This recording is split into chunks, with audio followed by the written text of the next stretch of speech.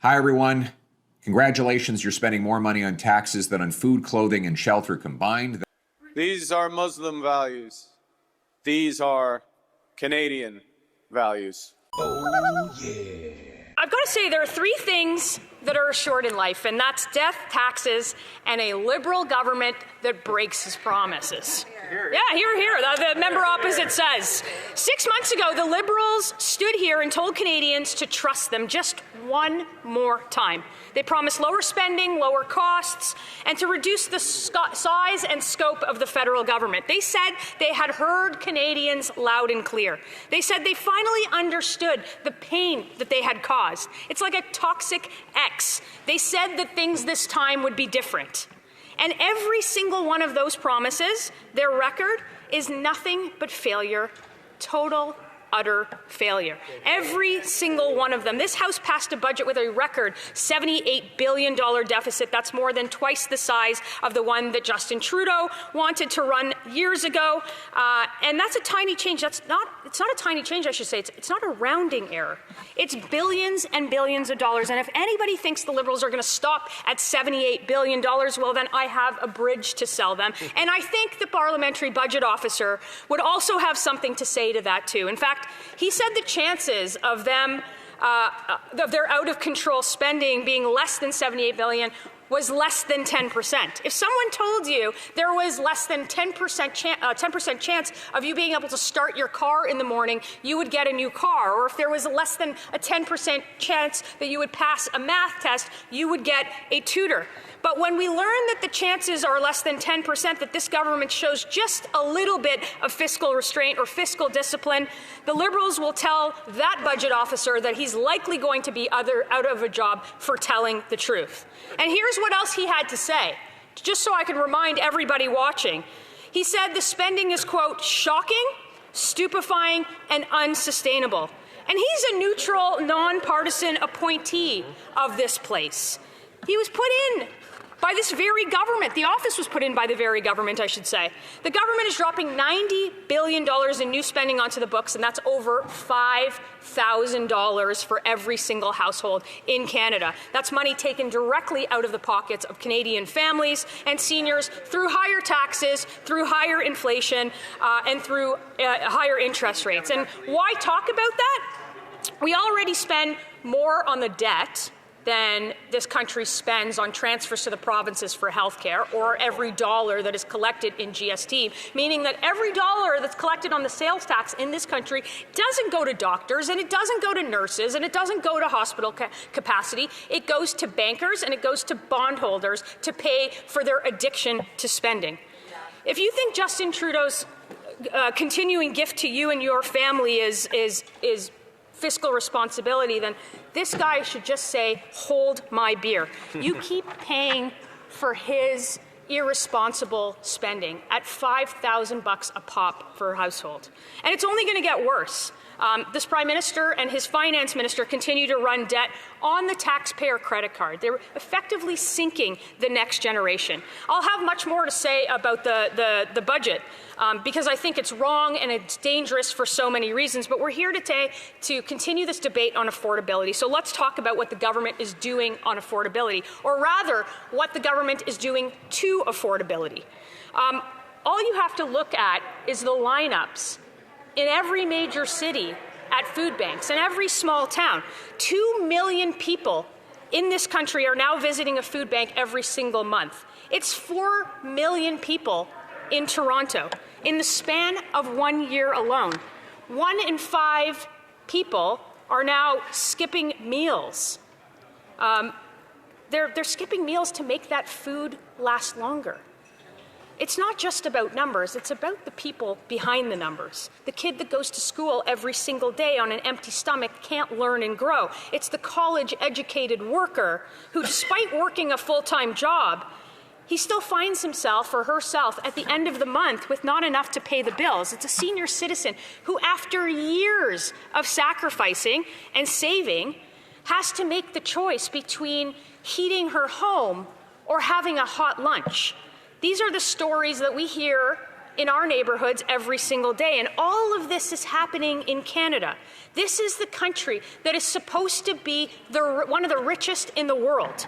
And it's the Prime Minister's response that is the most troubling, because it's not compassion for him. For him, inflation is something that happens to other people.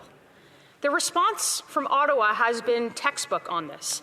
Another government program, like some form of, some version of central planning that will make this problem go away, not to actually solve the problem. It's more spending.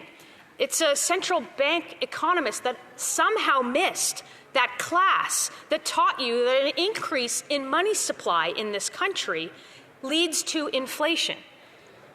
Whatever you want to call it, it is spending, whether they call it investment or by any other name.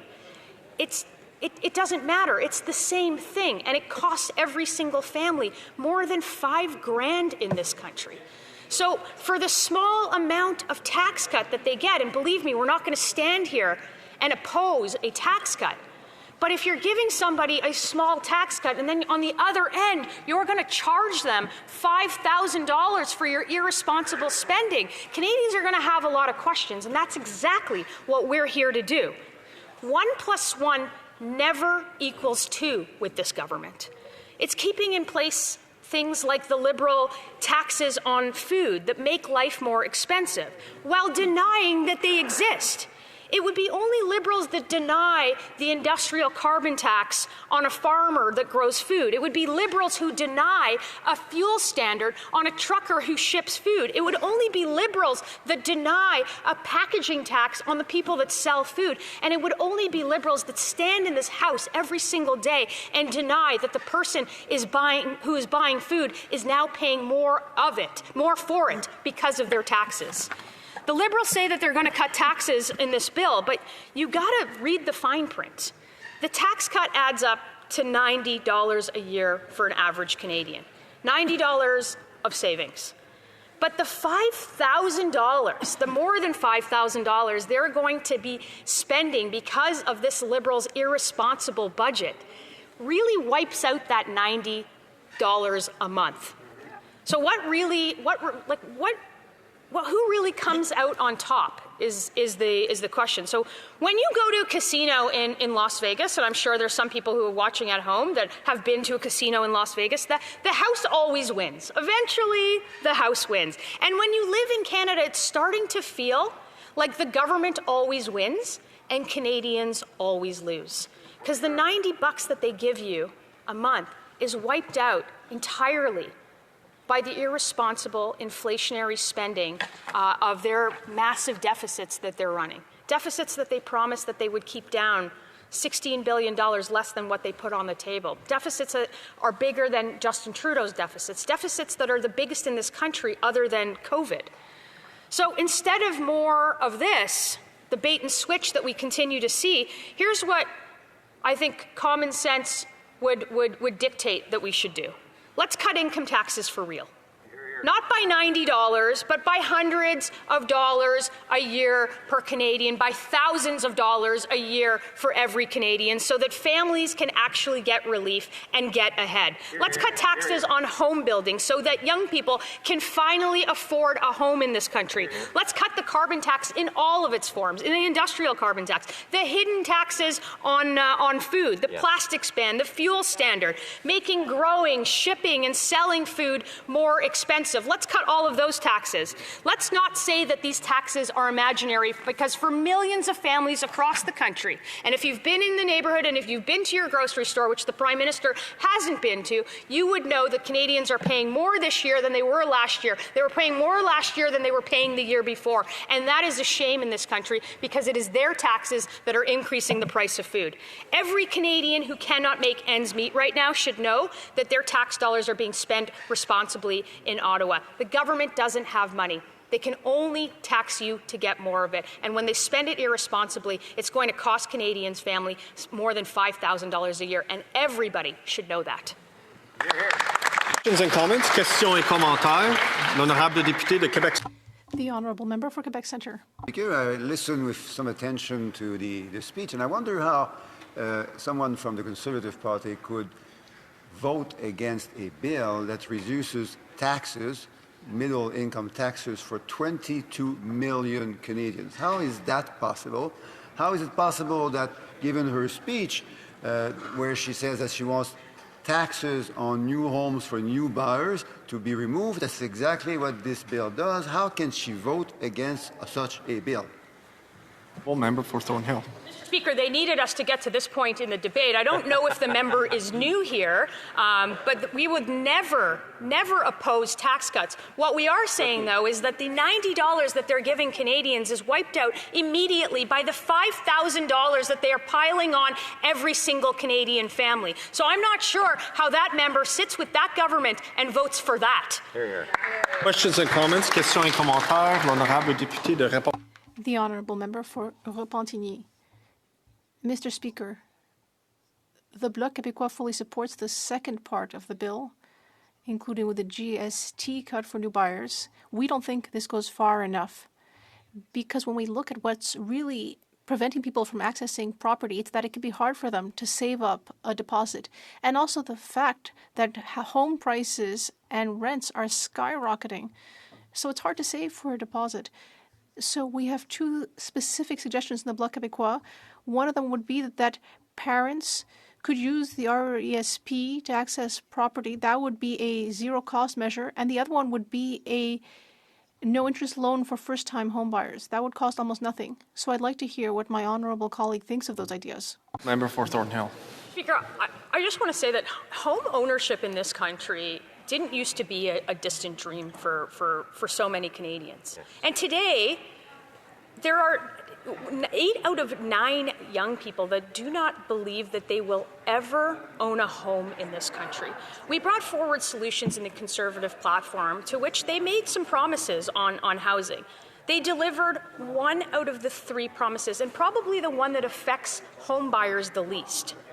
Their solution to housing in this country is to build yet a fourth bureaucracy at $13 billion to build even less homes than we've had in this country. Housing starts in every single city are down this month, and year over year they will continue to go down because of more bureaucracy and less tax cuts on housing. Questions and comments? Questions et commentaires. The member for Regina Louvain. Thank you very much, Mr. Speaker, and I want to thank my colleague and friend for that wonderful speech. And I'm sure, like herself, many of us were back in our ridings and talking to people, and affordability comes up almost in every conversation, whether it's the cost at the grocery stores, the cost of rent, the cost of filling your tank. And Mr. Speaker, I wonder if the Liberals are not getting that same feedback, or they're just so out of touch. Because when I talk to people when they go to the grocery store, they literally look at stuff on the shelf, and then they have to put it back because they don't have enough money at the end of the month. So the paychecks are not going as far as they used to. And we've seen in the Quality of Life Index, Canada went from 7th to 25th in the world when it comes to Quality of Life Index. Everything has got worse over the last 10 years. This wasn't the case before 2015, and it won't be the case after. Can she have some feedback from what her riding was saying to her this past week? Honourable member for Thornhill. I thank my friend for that question. You know, I wanted to test this out. I was at home in my riding, and like a lot of my other colleagues, I hear the same questions about affordability and the fact that Canadians are just getting sacked with higher grocery prices, higher prices on homes, on gas. And so I tried an experiment. You know, I went to a grocery store in a riding represented by a Liberal right next door to mine, and lo and behold, I heard the exact same conversations. The exact same people came up to me, or people in that grocery store came up to me, and they also told me about the taxes on food, the unaffordable housing, the unaffordable gas and groceries and home heating. So it turns out that they are hearing that from their constituents. It's just that they're not doing anything about it. Oh, yeah. All right, gang, we're going to stick a fork in it. It's done. Melissa Lantsman does get the last say against our crooked prime minister and his cabinet of corruption. We need an election. Something needs to change, like they're dragging us downhill. Like, share, subscribe. My name's Aaron, Canadian Federal Politics. Get yours right here. Thanks for watching, folks.